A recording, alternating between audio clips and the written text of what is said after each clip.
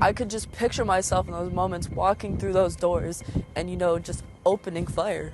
That girl isn't me, but I have to acknowledge that that was who I was at one time. That's 18-year-old Liliana Dianef telling me about how 2 years ago she had a plot to attack her school.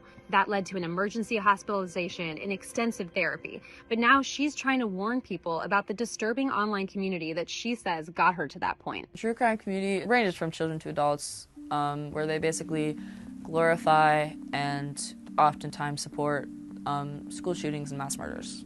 Liliana said she found the true crime community, or TCC as it's known online, when she was just 9 years old. She said she stumbled on a video romanticizing Dylan Klebold, who was one of the shooters behind the massacre at Columbine High School. I was like, wow, he's kind of cute.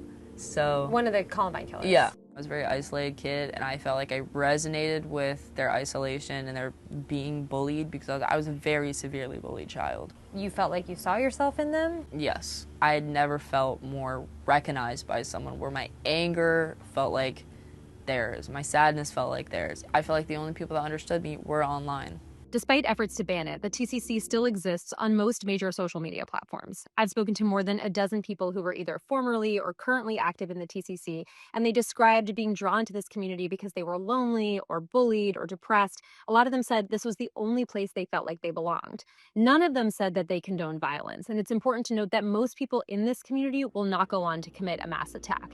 But since January of 2024, the TCC has been linked to at least 23 attacks or disrupted plots.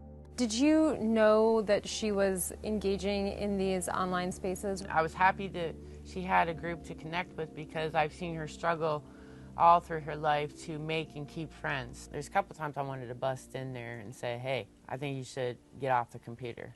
But I didn't. Why didn't you? Because I trusted her. That was the thing. I trusted my child. The turning point for Liliana came when she says the FBI showed up. It turns out one of the people she'd been chatting with in the TCC went on to become a school shooter. She said she's now completely out of the community, and she wants to keep other kids from falling into it. You can hate me, call me whatever you want, but I am here to talk about my experience, and I hope my experience can help children realize that this is not a good idea.